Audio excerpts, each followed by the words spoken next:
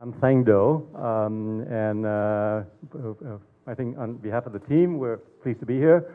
I just want to say at the outset that normally in our normal work, this kind of exercise will take weeks or if not months to produce. And so in a matter of a few hours, we don't even pretend that we can solve all the issues that are involved. So I think you should take it in that spirit, whether the point is obvious or not, but in the sense that what we're doing is my colleagues and our team, in the sense that we're suggesting ideas, and some of these ideas may or may not work, and you probably want to combine ideas and so on and so forth anyway. So I wear different hats, and one of my other hats is that I'm the incoming president of the chapter, the American Institute of Architects, the AIA chapter. So I just want to make a pitch for my chapter, which is that it's on a day like this where I'm extremely proud of my profession and my colleagues. Many of them are my good friends, and we participate in this kind of community events a lot. We architects care very much about the built environment and want to contribute positively to building communities and so on and so forth. So that's what architects do, and that's what we hope to leave you with that impression. Still friends. Sorry? Still friends after this. Still friends, yeah. So the four of us, it's really a team effort. We worked great together, and so I'm just gonna start with this, and then the others will jump in as you'd like to. So I think that many of the ideas on the other schemes are similar to ours, but the one thing that we started out with looking at is that before we get onto the site, we looked at San Antonio Road. We looked at how the campus, the Civic Center campus, could be connected to downtown, as well as what's happening in downtown Los Altos and how the future of Los Altos and all of that. And in looking at that, I think that there's a major dilemma on San Antonio Road, which is that whole intersection is a mess, right? I mean, I think that it's you've got Main Street coming in, you've got Edith coming out right at the same point, San Antonio Road, and then even worse than that is that the two entrances into the Civic Center are slightly off of that, and that intersection is a signalized intersection. But it would be very difficult to add traffic light such a short distance away from that point. So for us, it's kind of important to try to solve that, and at the same time try to connect the Civic Center to downtown as much as we could. So this is just a very rough idea on. So this is an enlarged plan of that intersection of what we're suggesting could be done. So currently, as you can see, this is Main Street, this is Edith, and this is San Antonio. So we're suggesting that possibly we could bend Edith around before it gets to San Antonio, and all of this is to what we can tell is all public land. So if you can bend Edith around, and Edith and Main then join together into a single road that enters San Antonio at a 90-degree angle with a signalized intersection, and then that allows us an opportunity to create a main vehicular entry into the Civic Center, all at the same spot, all controlled by the same traffic light.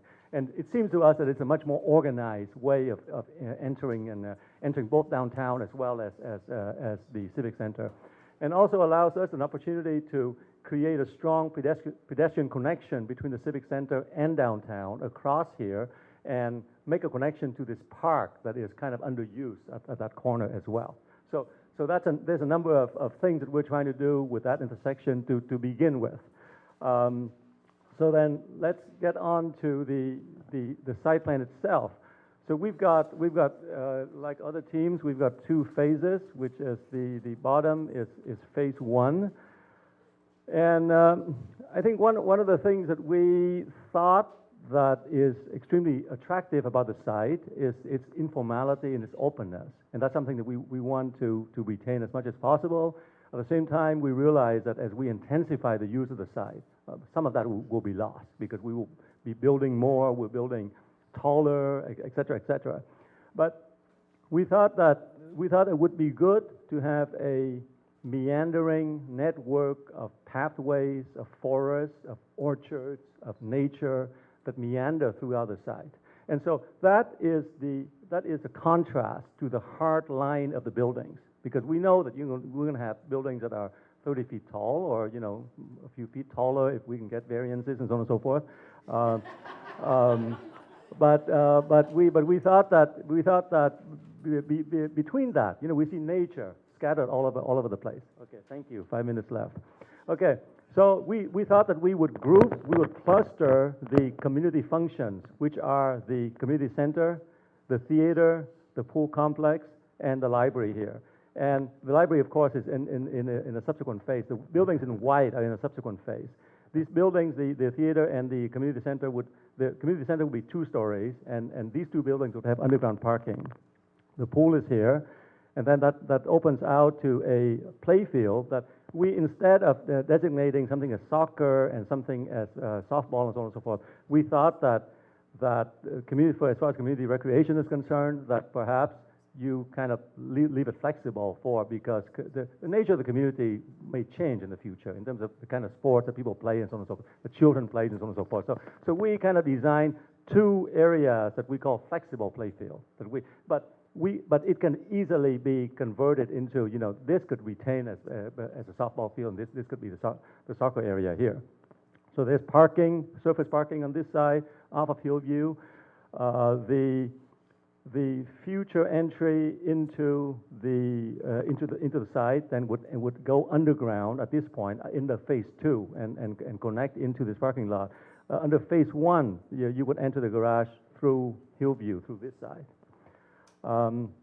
So I know time is running out. So under phase 2, the library, we feel that it would be in the same location. We're just pulling it closer to the street. We're trying to create a stronger street presence for this whole civic center. And then on the opposite side is the City Hall, 2 stories, and again, we pulled it forward. And we also pulled the police station forward. There's debate as to whether we keep the police station in the same location or we pull it forward, and in this scheme, we pull it forward. And there's the working orchard, but we kind of envision the orchard kind of meandering throughout. And then we also envision that this orchard or this forest or this pathway continues across the street and make the connection across San Antonio. So I'll stop here because my colleagues have a few words here. So a couple of ideas that we had also with the meandering path is that it's more of a meandering orchard path. So we could have little pathways of discovery. We could have little pathways that have, perhaps a playing field or a meadow, or you just discover just really great things along the way. And so here you can see there's a playground that's adjacent to the multi-purpose field. We expanded the multi-purpose field to be regulation size, so that's why you're seeing it's quite a bit bigger. But if you shrunk it down to what you currently have, it would actually fit here. So this entire open green space, we kind of wanted it to be more of a meadow, more of an open, just a playing field. Wildflowers, yes, surrounded with wildflowers, yes, as you'll see in the plan. There's not much left, but there was some great imagery about what that can be. I think one of the other concepts we were talking about was the respect for the past and look to the future. And that's somewhat about, having the meandering path also have the apricot trees sprinkled through there, but still have opportunities for the vineyard to be there, with the heart being the museum in the center of the space, as well as the Neuter House. We thought that was very key to maintain and also give it some open space and some possible area that have further outdoor functions that tie into that building.